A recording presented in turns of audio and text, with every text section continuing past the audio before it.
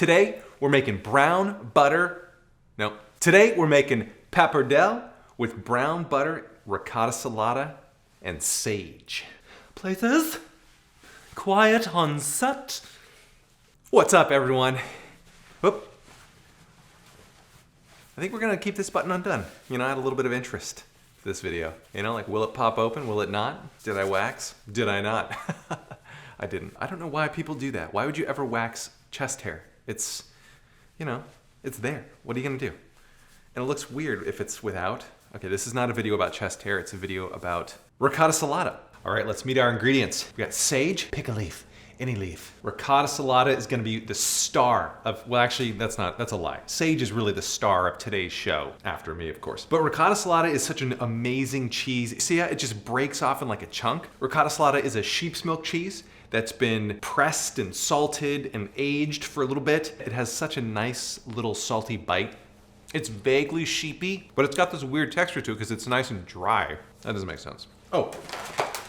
And pappardelle. Now, pappardelle is pronounced pappardelle in its original Italiano, but since we're here in America, we're gonna pronounce it pappardelle. Hey, you get the pappardelle? Like, it sounded like some Guido with like a deformed tongue. Hey, you got the pappardelle? Great, give me some pappardelle. Little minor speech impediment. That'd be like the worst mobster ever. Hey, get Jimmy the tongue over here. Hey, how you guys doing? You good?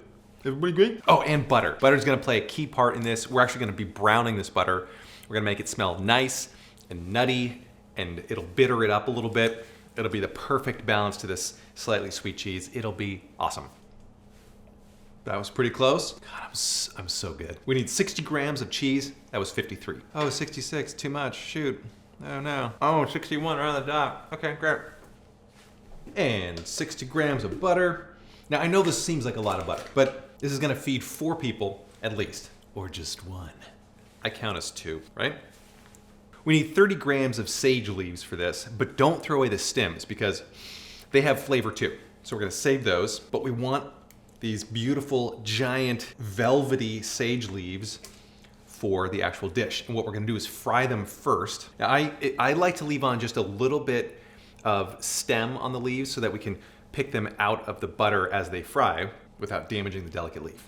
Sage leaf. Let's get a couple more big boys. Let's get you. You're a big boy. And you're a big, why did this get weird all of a sudden? I feel like every time I smell sage, I have to go put on my like wide brimmed hat, go take Instagram photos with pumpkin spice lattes. It's gonna be really swell.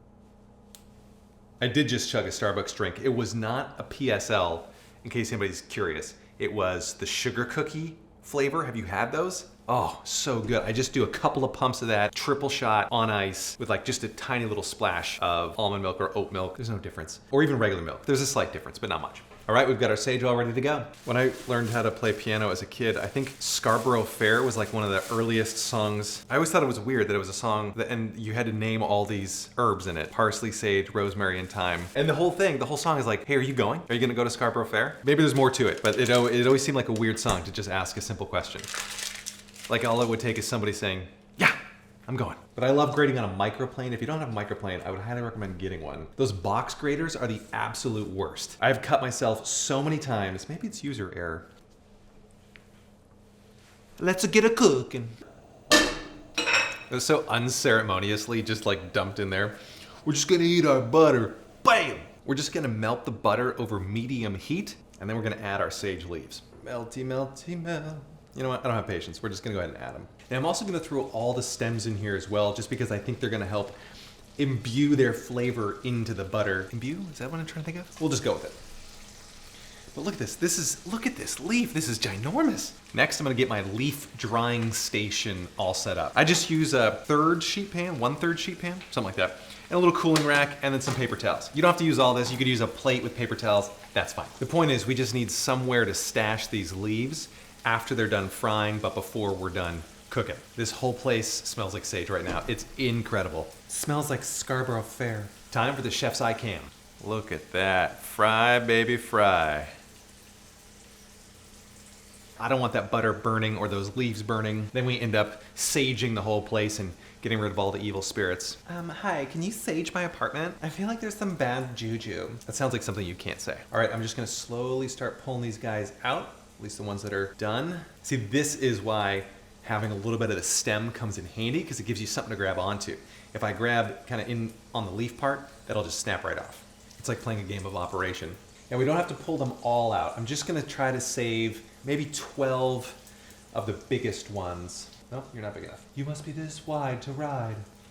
Look at that, see how brown it is? That's all the brown butter flavor and then a little bit of the fried leaf. Oh, you are gonna be so good. Oh yeah, look at that. Look at those, look at how fried they are. Oh my God. You like my lid? Now the goal when you're browning butter is to get it as close to burned as possible without burning it. And there's kind of a fine line there because you want it to taste nutty and toasted, but then it's a very quick drop off to burned, terrible, disgusting. Push it as far as you can manage, but if you're scared, pull it off the heat because it'll keep cooking a little bit longer even after you pull it off. I like to keep a little bit of butter or maybe like a squeezed bottle of olive oil nearby as kind of an insurance policy. That way, if I notice it's starting to go off the deep end, I can throw the butter in there or toss the olive oil in and cool it down pretty quick. Do not put water in here. That's a bad idea. That'll start popping and pipping and pop. What's pipping? Is pipping a thing? No. That's a great way to ruin a nice shirt with oil splatters.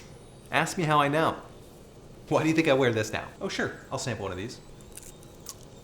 Did you hear that? Okay, fine, I'll sample one more. Did you hear that? They're like sage chips. Incredible. All right, in we go with our fresh pappardelle. 3 minutes on the clock. Let's give it a quick stirry-do just to loosen it up. Looks like a big mess of flat snakes swimming around in there. Tasty flat snakes. Glutinous, floury, flat snakes. You know, I tried to do like one of those month of gratitude type things that you read about and see on Instagram and whatnot. But every single time I tried to be thankful for something, the answer was always pasta. I didn't get very far. I did gain some weight though, right here. I think it's the second time I've done that. Oh God, it's embarrassing how funny I am. I love how you can kind of still hear the sizzles of the sage leaves even though I've turned it down so it's not really cooking anymore. But like the stems still have some moisture in them that's starting to, it's just bubbling out. It's like each one's a little flavor bubble bursting and being absorbed into the butter. I have a lot of free time on my hands. All right, time's up. Let's start transferring. I'm gonna put about 1 cup of this water into the butter just to help dislodge everything, and it'll help my cheese emulsify a little bit. Let's turn this up to high. Do you see how brown the water is though? All that brown butter. Oh, it's gonna be so good. All right. No noodle left behind. All right. Oh God, you guys are tough. You keep wanting to jump back in. Give it up. Come on, who's left? I know I see like 1 or 2 left in there. You're coming too. Okay, I think that's everyone. Oh, 1 more. I knew you were there. Okay. Well, maybe not everyone's coming. All right, let's give these guys a stir. You don't have to do this.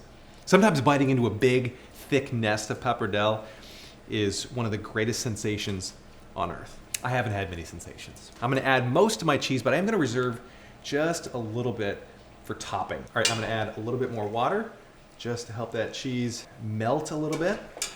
Oh my God, this is so good. Now pulling your pasta out of the cooking water and cooking it in with the sauce just for the last couple of minutes helps everything just come together. I like how it thickens the sauce up because you've got that pasta water. It's like liquid gold. It's not really liquid gold. You can't spend it. It's not legal tender. You can't. It's just good for food. It just tastes great. But the water helps. The extra pasta water on top of the cheese helps everything kind of mix around. That way you're not left with big, huge clumps of cheese, which oddly would probably still be pretty good. I'm just gonna keep cooking this on high until that pasta water reduces a little bit more. Now, ricotta salata is not gonna melt quite as well, or rather, it's not going to emulsify into the sauce quite as well as a Parmesan would, but that's okay. See how it's starting to thicken up a little bit. We've still got a little bit left, that's okay. The pasta's gonna absorb some of that and it's gonna be nice. Can you hear this?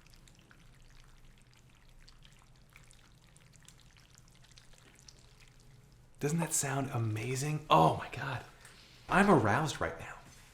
I need 2 bowls. It's not all for me. Could have gotten in trouble there. On our next episode, Mr. Picture Guy gets a divorce. Remember how we made our nests when the carbonara video? Not like that.